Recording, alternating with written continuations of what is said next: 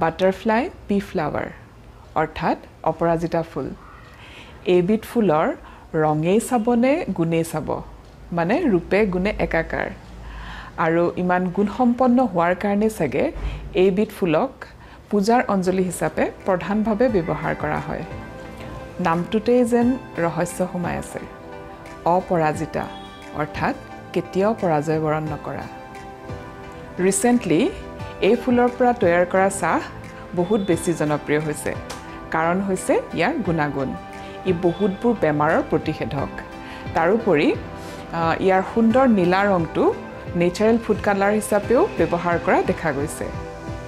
বজাৰতো শুকান অপৰাজিতা ফুলৰ পেকেট ইতিমধ্যে উপলব্ধ হৈছে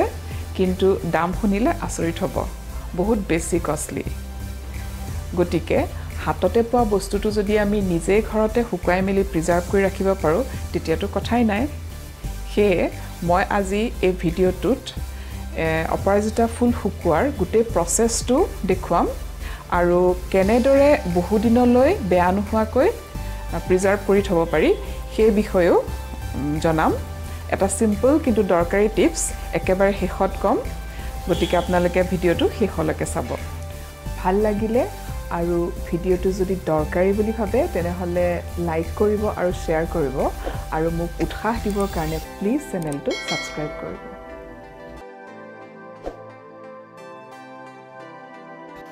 যদিও নীলাৰ বাহিৰে বগা আৰু গুলপীয়া ৰঙৰো অপৰাজিতা ফুল দেখিবলৈ পোৱা যায় কিন্তু খাবৰ কাৰণে বিশেষকৈ নীলা ৰঙৰ ফুলটোহে ব্যৱহাৰ কৰে প্ৰথমে অপৰাজিতা ফুলখিনি ভালদৰে ধুই ল'ব লাগিব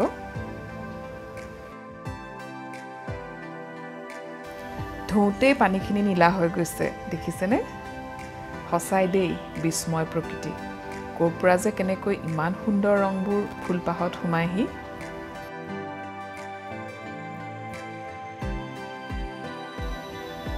বাৰু যেহেতু ফুলখিনি ধোৱা হ'ল এতিয়া পানীখিনি সোক কৰিবৰ কাৰণে মই টিস্যু পেপাৰৰ ওপৰত এনেদৰে এটা এটাকৈ মেলি দিছো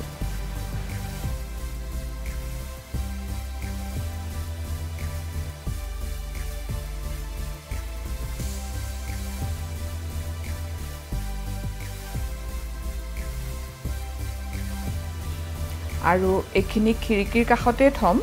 যাতে পোহৰ আৰু বতাহ পাই থাকে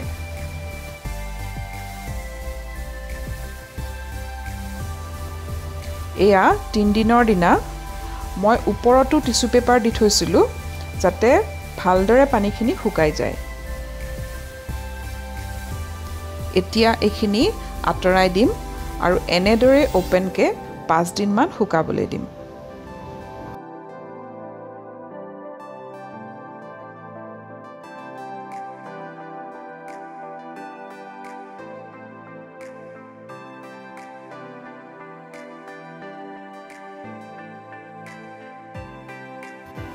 এয়া 5 দিনৰ দিনা লাহে লাহে শুকাই আহিছে ফুলখিনি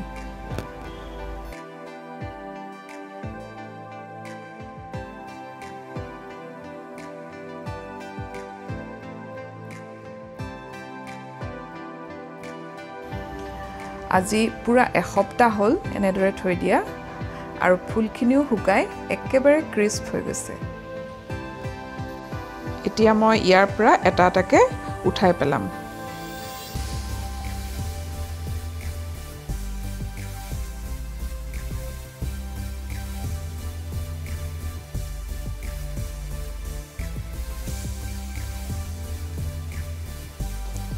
এতিয়া মই এইখিনি 1 ঘণ্টা মানৰ কাৰণে ৰ'দতো শুকুৱাম যাতে কোনো ধৰণৰ হেমেকা ভাব ফুলখিনিত ৰৈ নাযায়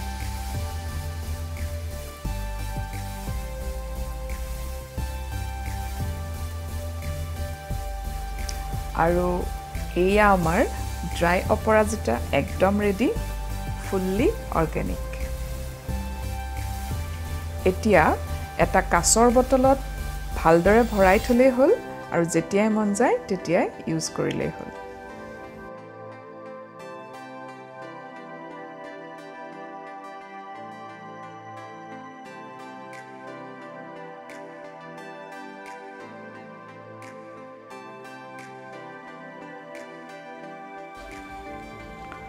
গতিকে আপোনালোকেও এনেদৰে শুকুৱাই বহুদিনলৈকে এই ফুল ৰাখিব পাৰিব সকলোৰে ঘৰতে একচুয়ালি এই গছ ৰুব পৰাকৈ স্পেচ নাথাকিবও পাৰে এডাল লতা জাতীয় গছ ইয়াক বগাই যাবৰ কাৰণে ঠাই প্ৰয়োজন হয় সেই কাৰণে কেনেবাকে যদি এই ফুল কালেক্ট কৰিব পাৰে তেনেহলে শুকুৱাই মিলি বহুদিনলৈ ৰাখি থৈ দিব পাৰিব এনেদৰে শুকুৱাই পেলাই আৰু এইখিনিতে দৰকাৰী কথাটো হ'ল যে ফুলখিনি যাতে সোনকালে বেয়া হৈ নাযায় আৰু তাৰ কাৰণে আমি এটা কাম কৰিব লাগিব হেতু হৈছে এইখিনি ফ্ৰিজত থব লাগিব নৰমালি যদি এইখিনি এনেদৰে থৈ দিয়ে তেতিয়া ইয়াত অতি সোনকালে ভেকুৰে ধৰাৰ চান্স থাকে মোৰ একচুয়ালি আগতে এনেকুৱা কেইবাবাৰো হৈছে সেই কাৰণে মই আপোনালোকক কথাটো জনাইছো হেয়ে আজিকালি মই এনেদৰে কাচৰ বটলত ভৰাই ডাইৰেক্ট ডিপ ফ্ৰিজতে থৈ দিওঁ আৰু বহুদিনলৈকে ভালে থাকে গতিকে আপোনালোকেও যদি এনে ধৰণৰ প্ৰবলেম ফেস কৰিছে তেনেহলে এই সিম্পল টিপছটো এপ্লাই কৰি চাবচোন নিশ্চয় সুফল পাব অপৰাজিতা ফুলৰ গুণাগুণ সম্পৰ্কে মই গুগল কৰি চোৱাতে বহুতখিনি কথা গম পালো আপোনালোকেও চাব পাৰে তথাপিও মই যিখিনি গম পালো সেই বিষয়ে থুলমুলকে আপোনালোকক জনাও যে